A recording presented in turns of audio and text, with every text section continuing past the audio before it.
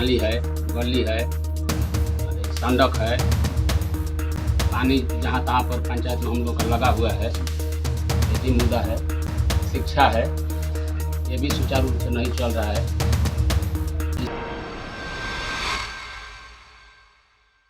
नमस्कार, आप देख रहे हैं डीटीवी भारत और आपके साथ मैं हूं शर्मिला चौहान। बिहार में पंचायत चुनाव चल रहा है और ऐसे में बक्सर के डुमरांव प्रखंड में तीसरे चरण का मतदान होना है। ये मतदान 8 अक्टूबर को होने वाला है और ऐसे में प्रत्याशियों की तैयारियां पूरी हैं। प्रत्याशी पूरे दमखम के साथ जनता से भी जुड़ रहे हैं और उनके सामने अपने मुद्दों को भी रख रहे हैं। विकास के तरह तरह के वादे भी किए जा रहे हैं प्रत्याशियों के द्वारा। और इसी सिलसिले में बक्सर के उत्तर पश्चिमी क्षेत्र संख्या 23 से बीडीसी प्रत्याशी अरुण सिंह से खास बातचीत की है डीटीवी भारत के संवाददाता सुमित पांडे ने। जरा सुनिए ये खास बातचीत। पंचायत चुनाव का आगाज हो चुका है बिहार में और अभी हम मौजूद हैं बक्सर जिले में, जहां से दूसरे चरण से पंचायत चुनाव शुरू कराए गए। राजपुर प्रखंड का जो चुनाव है वो संपूर्ण कराया जा चुका है और अब तीसरे चरण से डुमरांव प्रखंड में पंचायत चुनाव संपन्न होने हैं। 8 अक्टूबर को मतदान होनी है, जिसकी वजह से प्रत्याशियों में जो है अब हलचल तेज हो चुकी है और प्रत्याशी जो है अब सीधे जनता से रूबरू हो रहे हैं, जनता के बीच जा रहे हैं और उन्हें अपने मुद्दों को बता रहे हैं और अपने पक्ष में करने की कोशिश कर रहे हैं। इसी क्रम में हम आज आ पहुँचे हैं कुरान सराय में, जहाँ से हम उत्तर पश्चिम क्षेत्र संख्या 23 से बीडीसी प्रत्याशी हैं अरुण कुमार सिंह जी। तो सीधे हम उनसे जुड़ेंगे और जानेंगे कि इस बार वो किन किन मुद्दों को लेकर के जनता के बीच में जा रहे हैं। सबसे पहले अरुण जी, आपका चैनल में स्वागत है। नमस्कार। आप इस बार चुनावी पंचायत चुनाव मैदान में हैं बीडीसी पद के लिए क्षेत्र संख्या 23 से। मुख्य जो मुद्दे होंगे वो इस बार कौन कौन से होंगे? मुख्य मुद्दे होंगे कि जैसे कि नाली है, गली है, सड़क है, पानी जहाँ तहाँ पर पंचायत में हम लोग का लगा हुआ है, ये भी मुद्दा है। शिक्षा है, ये भी सुचारू रूप से नहीं चल रहा है। इस मुद्दों पर हम लोग चुनाव मैदान में उतरे हैं। अच्छा, आपने जिन मुद्दों को गिनाया, शिक्षा, सड़क, स्वास्थ्य, तो पहले से क्या इनमें सुधार हुआ है या फिर स्थितियां जो हैं वो बद से बदतर होती गई हैं? कुछ सुधार पहले से हुआ है, लेकिन जो छूट गया है वो सबको हमको आगे लेकर के चलना है। जैसे अगर हम शिक्षा की अगर हम बात कर ले, एक एक करके अगर हम बात करें, शिक्षा की बात करें, क्या स्थिति है?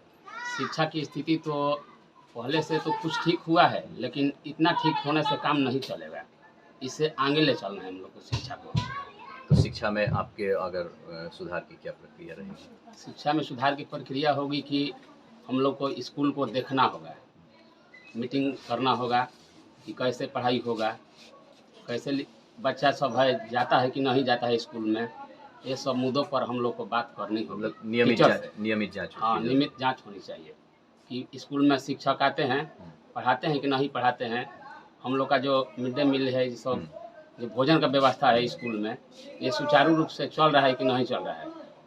ये सब मुद्दों पर हम लोग शिक्षा का व्यवस्था इस तरह से हम लोग सुचारू रूप से देखेंगे। स्वास्थ्य की अगर बात कर लें, स्वास्थ्य की बात तो रह गई कि अभी तो कोरोना वैक्सीन पड़ रहा था। अभी तो लगभग उम्मीद है कि पहला टीका पड़ गया, पहला डोज लगभग सभी लोगों। हाँ, लगभग पड़ गया है यहाँ पर। दूसरा डोज जहाँ तक है उसको हम लोग देखेंगे कि दूसरा डोज किन किन व्यक्ति को पड़ा है। अगर नहीं पड़ा तो उन लोगों को दिलवाएंगे। स्वास्थ्य व्यवस्था की बात कर ले, क्षेत्र में आपके उप स्वास्थ्य केंद्र होगा या स्वास्थ्य केंद्र होगा? हाँ, स्वास्थ्य केंद्र है। उसकी क्या स्थिति होगी? क्योंकि ज़्यादातर ये देखने में आता है ग्रामीण क्षेत्रों में जो भी स्वास्थ्य केंद्र होते हैं या उप स्वास्थ्य केंद्र होते हैं उनमें डॉक्टर्स नहीं मिलते। जो उसका भवन है वो पूरी तरह से जर्जर हो चुका है। भवन तो यहाँ पर बन गया है, लेकिन यहाँ पर भवन जो है, जो कबाड़ा जैसा पड़ा रहता है, वहाँ पर जैसे सुअर है, आवारा पशु वशु है, ये सब भ्रमण करते हैं। वहाँ पर बाउंड्री नहीं है। नहीं है। अगर हम सरकारी योजनाओं की बात कर लें, राशन की बात कर लें, आवास की बात कर लें, पेंशन योजना की बात कर लें।